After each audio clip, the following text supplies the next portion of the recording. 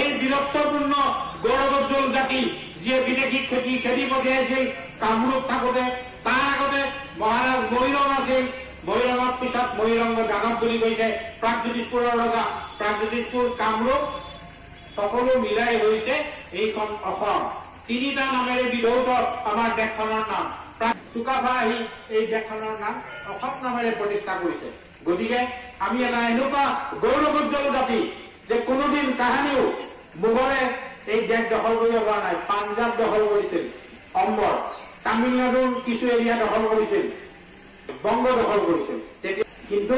অসম দখল কৰিব পৰা নাছিল এতিয়াতো শিক্ষা দীক্ষা নাই শিক্ষা দীক্ষা নোহোৱা তেনেকুৱা এটা সময়ত মোৰ দেশৰ ৰজা মহাৰজা বীৰসকলে শত্ৰুক নিধন কৰিছিল খেদি কৰিছিল কিন্তু আজি বিজ্ঞানৰ যুগ ৰবটৰ যুগ সেই শিক্ষাৰ আমাৰ মূল্য আছেনে সেই শিক্ষাৰ মূল্য আমি প্ৰতিষ্ঠা কৰিব পাৰিছোনে গতিকে এনেকুৱা এটা মানে দুৰ্ভাগ্যজনক স্থিতিলৈকে অসমীয়া জাতি গৈছে গতিকে হে মোৰ প্ৰিয় জনগণ তোমালোকে যদি নিজৰ বীৰ বীৰংগনা ৰজা মহাৰজাৰ প্ৰতি যদি সন্মান নজনোৱা তেওঁলোকৰ দৰে যদি কঠোৰভাৱে সিংহৰ দৰে শত্ৰুক খেদি নিধন নকৰা নিজৰ দেশ আৰু জাতি যদি উদ্ধাৰ নকৰা তেনেহলে তোমালোক পাপত ডুবি তোমালোক মৰি নিশ্চিন্ন হৈ যাবা এই মাটি এই দেশ আৰু অসমীয়া আৰু খিলঞ্জীয়াৰ হাতত নাথাকে গতিকে তোমালোকে নিজে চিন্তা কৰা ডিচিশ্যন লোৱা যে বীৰৰ দৰে যুঁজি দৰকাৰ হলে নাখায়ো যুঁজিব লাগিব শৰাইঘাটৰ যুদ্ধ হৈছিল এই বিহুৰ সময়তে মানুহে নাজানে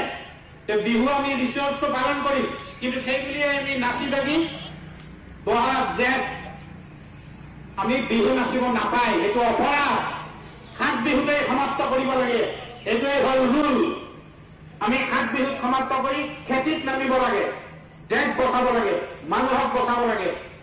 নাই আমি বিপথে পৰিচালিত হৈছো গতিকে এইটো জাতি ক'ত বাচিব কেনেকে বাচিব কোনে বচাব মহাৰাজ পৃথু লৈ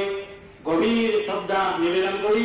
তেওঁৰ পৰা আশীৰ্বাদ বিচাৰি আমি অসম সন্মিলিত মহাসংঘই খিলঞ্জীয়া জাতি জনগোষ্ঠীসকলক ঐক্যবদ্ধ কৰি হিত অধিকাৰ হিত শাসন ক্ষমতা হিত যি মাটিৰ সম্পদৰ যি অধিকাৰ এইটো আজৰি আনিবৰ কাৰণে কাঢ়ি আনিবৰ কাৰণে সুপ্ৰিম কোৰ্টত 10টা গোচৰ চলাই আছো আৰু আমি ৰাষ্ট্ৰসংঘকো সকলো কথা আমি জনাই আছো মাটিৰ অধিকাৰ সম্পদৰ অধিকাৰ আৰু এই দেশ শাসন কৰাৰ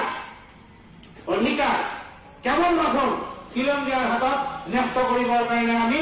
100% প্ৰতিশ্ৰুতি দিব পাৰো আৰু বাধ্য কৰাব পাৰো গতিকে আপোনালোকে চিন্তা কৰক যে আপোনালোকে চাকৰ হৈ গোলাম হৈ থাকিব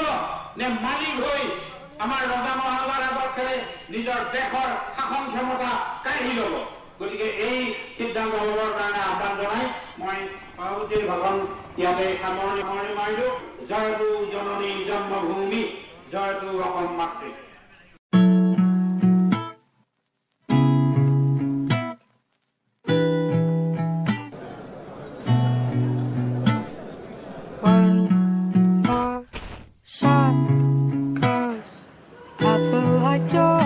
Something, but that you're up to something scandalous. Taste my bitter heart, you know it makes you blush.